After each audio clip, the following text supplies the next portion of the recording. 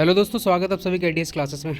Welding में हम लोगों ने अभी तक टोटल 3 लेक्चर कंप्लीट कर लिया है और जिन लोगों ने मेरे भाई अभी तक नहीं देखा वो तीनों लेक्चर, वो प्लेलिस्ट पे जाओ और वेल्डिंग के लेक्चर्स देखो, क्योंकि ये जो मैं आपको वेल्डिंग का पोर्शन करवा रहा हूँ, अगर आप नेक्स्ट मंथ में एसएससी जेई का एग्ज़ाम देने वाले हो, चाहे अपकमिंग वैकेंसी आरआरबी जेई के एग्ज़ाम देने वाले हो, या फिर अगर आप जीडीसी के थ्रू से अगर आप जेई में एग्ज़ाम देने वाले हो आरआरबी में, रेलवे में, तो उन सारे के लिए बहुत ही ज़्यादा बेनिफिट है।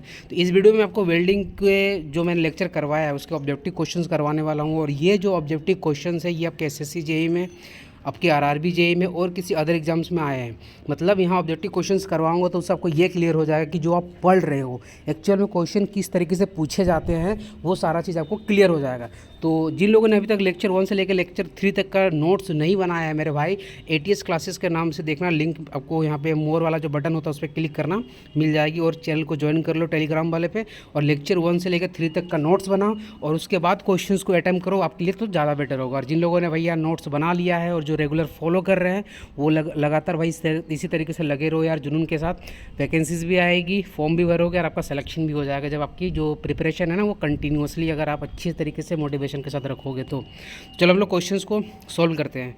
देखो ये एसएससी जेईई का क्वेश्चन है। क्वेश्चन क्या पूछता है कि अभी तक हम लोगों ने जो स्टार्टिंग में हम लोग पढ़ा है वेल्डिंग में, क्या पढ़ा कि वेल्डिंग का हम लोगों ने इंट्रोडक्शन पढ़ा था, वेल्डिंग के टाइप्स पढ़े थे हम लोगों ने, फिर हम लोगों ने देखा था डायरेक्ट करंट, स्ट्रेट पोलैरिटी वगैरह क्या होती है, वो सब सारा चीज़ हम लोग पढ़ चुके थे। क्वेश्चन क्या बोलता है, question number 1, in arc welding the electric arc is produced between the work and the electrode by. तो हमें पता है कि आर्क वेल्डिंग में जो है एक वर्कपीस होता है और एक पावर सप्लाई होता है, इसको यहाँ से एक पोलैरिटी इसको देते हैं, और एक इलेक्ट्रोड जो होता है उसको एक पोलैरिटी देते हैं, ठीक है।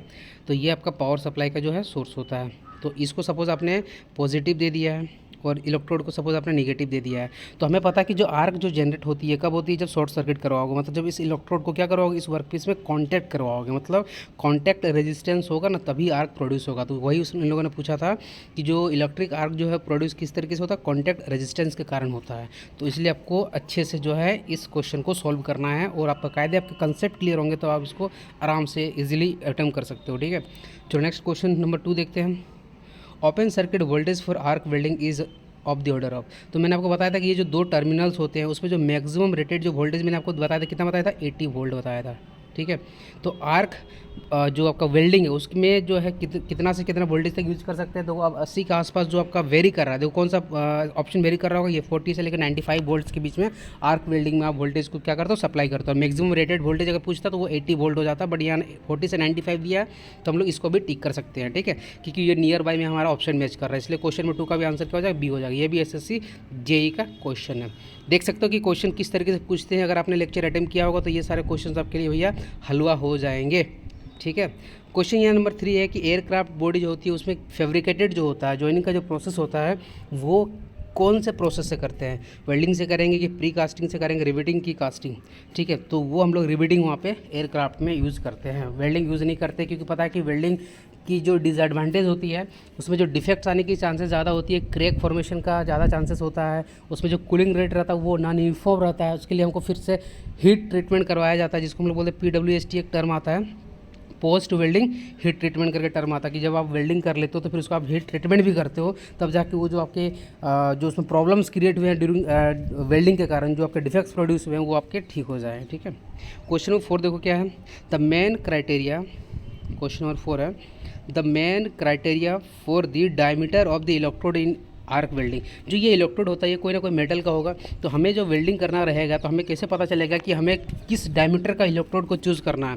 तो ये थिकनेस ऑफ द मटेरियल पे डिपेंड करेगा कि हमें जो है इलेक्ट्रोड को कौन सा चूज़ करना है, प्लस पोलैरिटी जो होती है ना उस पर भी ये डिपेंड करता है कि कौन सा हमें इलेक्ट्रोड को चूज़ करना है। पोलैरिटी मतलब क्या, पॉजिटिव और निगेटिव चार्ज। आप जो वर्कपीस पर पॉजिटिव लगा रहे हो कि निगेटिव लगा रहे हो, उसी के अकॉर्डिंग आपका DCSP direct current straight polarity होती है, डायरेक्ट करंट रिवर्स पोलैरिटी होती है, क्लियर है। तो इसका आंसर क्या हो जाएगा, क्वेश्चन नंबर 4 का सी हो जाएगा। नेक्स्ट क्वेश्चन 5 देखो, ये भी एसएससी जेईई का क्वेश्चन है। क्वेश्चन नंबर 5 बोलता है the distance from the joint root to the toe of the weld is called. अगर आपने फिलेट वेल्ड अगर पढ़ा होगा तो फिलेट वेल्ड में कुछ इस तरीके से था आपका पोर्शन, ठीक है। उसके बाद आप कुछ इस तरीके से यहाँ पे वेल्डिंग करते थे, और इस पॉइंट को आप लोग हम लोग क्या बोलते थे, अगर याद होगा, इसको हम लोग बोलते थे टॉय, और इस वाले को हम लोग बोलते थे वेल्ड फेस, ठीक है। और ये जो सबसे डीपेस्ट पॉइंट यहाँ पर ये वाला जो पॉइंट आपका था, इस पॉइंट को हम लोग क्या बोलते थे, इस पॉइंट को बोलते थे क्या, रूट। तो इन्होंने पूछा है कि ये जो रूट है और ये जो टॉय है, इन दोनों के बीच का जो डिस्टेंस है इसको क्या बोलते हैं। देखो लेग अपने नाम, अगर मैंने जो टर्म करवाए तो उसमें मैंने लेग के बारे में कहीं जिक्र नहीं किया था। देखो फेस तो वेल्ड फेस तो ये वाला होगा, इफेक्टिव थ्रोट, थ्रोट तो ये वाला होता है आपका जब ये वेल्डिंग करके निकल के आता है, तो ये जो आपका रूट और ये वेल्ड फेस का जो मिनिमम डिस्टेंस होता है उसको थ्रोट बोलते हैं। तो इफेक्टिव और एक्चुअल थ्रोट भी नहीं होगा। तो अगर आपने उस थ्योरेटिकल जो मेरा लेक्चर था अगर अच्छे से उसको सुना होगा तो आपको दिमाग में आ गया होगा, अरे यार इसका क्या होगा, लेग होगा। तो लेग किसको बोलते हैं, रूट से लेके इस टोय के बीच का जो डिस्टेंस होता है उसको हम लोग क्या बोलेंगे, रूट बोलेंगे। क्लियर है। तो क्वेश्चन नंबर 5 का आंसर हो जाएगा ए हो जाएगा। ये आरआरबी जेई का क्वेश्चन है मेरे दोस्त। देखो ऐसे क्वेश्चन पूछे जाते हैं। क्वेश्चन नंबर 6 देखो, क्वेश्चन नंबर 6 में ये बोल रहा है कि in reverse polarity welding electrode holder is, आपको रिवर्स बोले चाहे डायरेक्ट करंट स्ट्रेट बोले, आपको मैंने बताया था एक एरो खींचना, एरो कैसे नीचे जा रहा था, यहाँ निगेटिव होगा, ये पॉजिटिव होगा। तो आपको मैंने एक ही याद करने के लिए बोला था, कौन सा, डायरेक्ट करंट स्ट्रेट पोलैरिटी। और जब इसका जस्ट अपोजिट कर दोगे, मतलब अब भैया क्या कर दोगे, यहाँ पर पॉजिटिव लगा दो इलेक्ट्रोड में और नेगेटिव लगा दो किसमें, वर्क पीस में। तो पॉजिटिव रहेगा इलेक्ट्रोड में और नेगेटिव रहेगा वर्क पीस में, तो ये क्या बन जाएगा, डायरेक्ट करंट रिवर्स पोलैरिटी बन जाएगी। तो क्वेश्चन पूछा था कि रिवर्स पोलैरिटी में भैया जो होता है इलेक्ट्रोड को क्या मतलब कौन सा हम लोग पोलैरिटी देते हैं।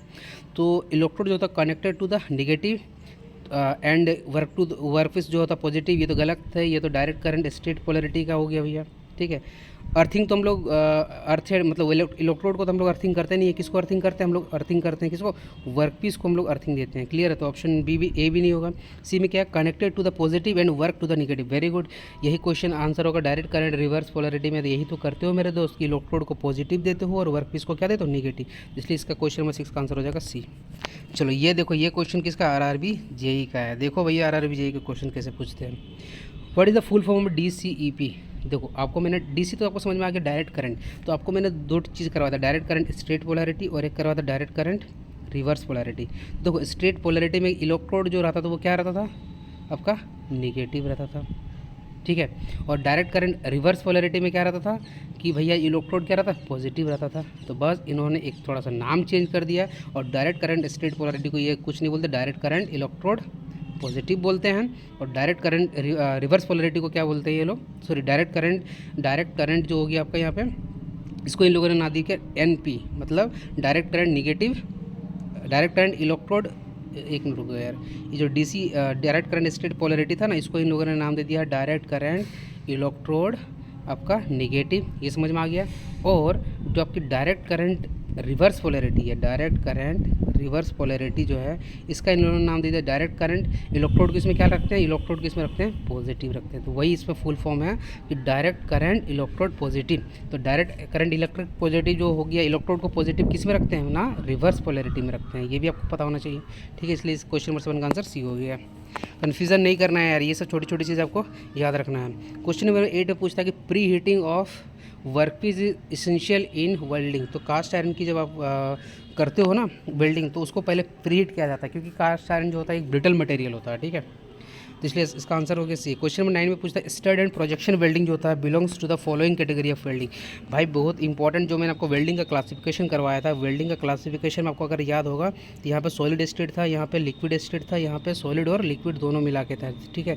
फिर इस लिक्विड स्टेट में भी 3 निकले थे, कौन सा, आर्क वेल्डिंग निकला था, उसके बाद रेजिस्टेंस वेल्डिंग निकला था, और एक आपका यहाँ पे केमिकल रिएक्शन। फिर आर्क वेल्डिंग के भी अगर आपको याद होंगे तो आर्क वेल्डिंग के भी यहाँ पे कितने थे, 3 थे। कौन कौन से 3 थे भैया आर्क वेल्डिंग के 3 यहाँ पे, तो यहाँ पे आपका था एक सबमर्ज मेटल आर्क वेल्डिंग था।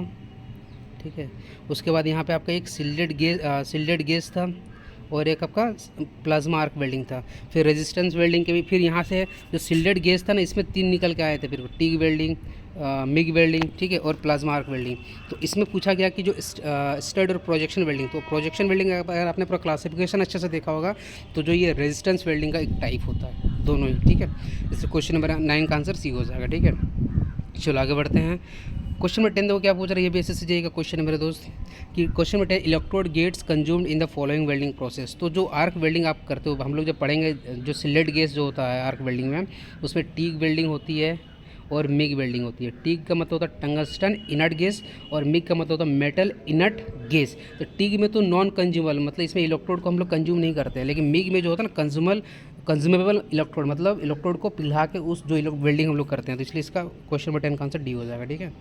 क्वेश्चन नंबर 11 क्या है देखो, क्वेश्चन नंबर 11 बोलता है in arc welding eyes need to be protected against. आपको पता है कि जब हम लोग आर्क वेल्डिंग करते हैं तो क्या निकलती है भैया, स्पार्क निकलता है। तो उस स्पार्क से भाई उसमें अल्ट्रावायलेट रेज भी होती है, तो उसको आंखों को प्रोटेक्ट करने के लिए आपको क्या करना पड़ेगा, मतलब उसमें इक्विपमेंट आँख में लगाने पड़ेंगे, ग्लासेस गूगल से लगाने पड़ेंगे, तो ये स्पार्क से बचाने के लिए। इसलिए क्वेश्चन नंबर 11 का जो आंसर हो जाएगा बी हो जाएगा।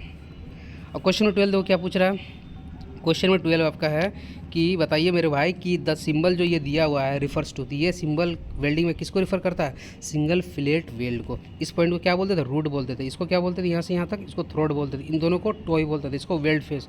और ये जो आपका रूट और आपकी जो टॉय के बीच का डिस्टेंस है इसको क्या बोलेंगे, इसको बोलेंगे लेग बोलेंगे, ठीक है। ये भी ऐसे आपका SGVN ET का एक क्वेश्चन था, तो समझ में आ गया होगा कि क्वेश्चन नंबर 12 का भी आंसर ये होगा। क्वेश्चन नंबर 13 क्या देखो कि what happens to metal deposition if welding operation is performed with reverse polarity. मेरे भाई वेल्ड डिपोजिशन मतलब कि आप जब वेल्डिंग करते हो तो सिंगल पास में कितना मटेरियल जो जमा हुआ है उस जगह पे वेल्डिंग पे, तो उसको हम लोग डिपोजिशन रेट बोलते हैं। तो हमें पता है कि अगर आपको पता होना चाहिए एक डायरेक्ट करंट जो आपकी स्ट्रेट पोलैरिटी होती है और डायरेक्ट करंट रिवर्स पोलैरिटी होती है। यहाँ पर जो वर्क पीस होता है यहाँ पर भी वर्क पीस होगा, ठीक है। उसके बाद यहाँ पर भी इलेक्ट्रोड है, यहाँ पर भी इलेक्ट्रोड है। तो इलेक्ट्रोड पे यहाँ पे क्या होता है, नेगेटिव चार्ज होती है, यहाँ पे पॉजिटिव ये वर्क पीस, इसमें जस्ट अपोजिट यहाँ पे इसको पॉजिटिव रखते हैं और इसको यहाँ पे नेगेटिव रखते हैं। क्लियर है। अब क्या होता है ना कि हमें पता है कि मेरे भाई कि अगर ये निगेटिव है तो ज़्यादा से ज़्यादा इलेक्ट्रॉन्स यहाँ पर आएंगे, तो भाई ज़्यादा हीट किस पे जनरेट होता है, इस पे होता है, इस पे 1/3 होता है। इसमें जस्ट अपोजिट है, निगेटिव इलेक्ट्रॉन्स ऊपर की ओर इलेक्ट्रोड की तरफ जाएंगे तो ये 2/3 यहाँ पे हीट होता है, यहाँ पे 1/3 होता है। तो पिघलेगा ज़्यादा कौन, ये वाला कि ये वाला, भाई ज़्यादा हीट इस पर अगर जनरेट हो रहा तो इलेक्ट्रोड जो है आपका डायरेक्ट करंट रिवर्स पोलरिटी का वो ज़्यादा पिघलेगा। तो डिपोजिशन रेट जो होता है डायरेक्ट करंट रिवर्स पोलरिटी में क्या होगा, ज़्यादा होगा, और इसमें क्या होगा, कम होगा। लेकिन डेप्थ ऑफ पेनिट्रेशन बोलेगा ना, तो डेप्थ ऑफ पेनिट्रेशन जो होता है इस वाले में ज़्यादा होगा, ठीक है, और इस वाले में कम होगा। तो यहाँ पर वही पूछा गया था कि डिपोजिशन वेल्डिंग जो होता है मतलब रिवर्स पोलैरिटी में क्या होगा, ये इंक्रीज़ करता है। क्यों, समझ में आ गया आपको। क्वेश्चन नंबर 14 देखो क्या है, which of the following is solid state joining. भाई सॉलिड स्टेट की आपको मैंने बताया था फ्रिक्शन वेल्डिंग होता है, प्रेशर वेल्डिंग होता है, फोर्स वेल्डिंग होता है, ठीक है। तो देखो फ्रिक्शन वेल्डिंग जो है ये आपका क्या है, सॉलिड स्टेट वेल्डिंग का एक टाइप है। गैस टंगस्टन आर्क वेल्डिंग किसका है, ये आर्क वेल्डिंग का टाइप है। रेजिस्टेंस स्पोर्ट वेल्डिंग के अलग अलग हम लोगों ने देखा था, स्पोर्ट था, सीम था, उसका प्रोजेक्शन वेल्डिंग था, इलेक्ट्रोस्लैग वेल्डिंग था, और फ्लश बट वेल्डिंग था, ठीक है। और चलो ये तो हो गया, क्वेश्चन नंबर 14 का आंसर हो गया आपका सी। क्वेश्चन नंबर 15 बोलता है कि स्टेबल आर्क जो है प्रोड्यूस होता है। तो स्टेबल आर्क जो होता है हम लोग DC सप्लाई में हम लोग प्रोड्यूस कर सकते हैं, क्योंकि DC पावर सप्लाई में क्या होता है कि आप जो पोलैरिटी एक बार दे देते हो ना वो फिक्स होती है, लेकिन AC सप्लाई में क्या होता है, चेंज होते रहता है, ठीक है। तो ये आपका क्वेश्चन नंबर 15 का आंसर बी हो गया। तो इस तरीके से हम लोग टोटल 15 क्वेश्चंस किया है लेक्चर 1 से लेकर लेक्चर 3। आई होप आपको सारे पॉइंट एक एक चीज़ क्लियर हो गए होंगे। फिर भी अगर कोई डाउट रहेगा मेरे मन में मेरे भाई तो इसको आप कमेंट कर लेना, मैं आपको वहाँ पे रिप्लाई करता हूँ। और इसकी जो है क्वेश्चन की जो PDF है ना आपको, इसका जो है आपको टेलीग्राम पे लिंक में शेयर कर दूँगा, वहाँ से जाकर डाउनलोड कर लेना। और आप जो लेक्चर 1 से लेकर लेक्चर 3 का जो नोट्स बनाए हो ना उसके बाद ही इन ऑब्जेक्टिव क्वेश्चंस को नोट कर लेना, ताकि आपके कंसेप्ट क्लियर रहेंगे। और बताना लेक्चर कैसा लग रहा है, नहीं लग रहा है, क्या फीडबैक दोगे नहीं दोगे, ठीक है, वो जरूर कमेंट करना। क्योंकि कमेंट जब करते हो ना तब मुझे पता चलता है कि ये बंदा एक्टिव रहता है। बहुत सारे ऐसे लड़के रहते हैं जो कंटिन्यूसली कमेंट करते हैं, तो भाई मेरे को उनको नाम भी याद है कि हाँ ये लड़का हमेशा हमको दिखता है, ये लड़का एक्टिव है। तो भाई आप भी कमेंट क्या करो यार, कंजूसी नहीं करना है। लाइक शेयर और सब्सक्राइब में अगर लगे बेनिफिट है तो दोस्तों के साथ इसको शेयर करना नहीं भूलना है, ठीक है। तो चलो मिलते हैं फिर किसी नेक्स्ट वीडियो में। So guys thanks for watching this video.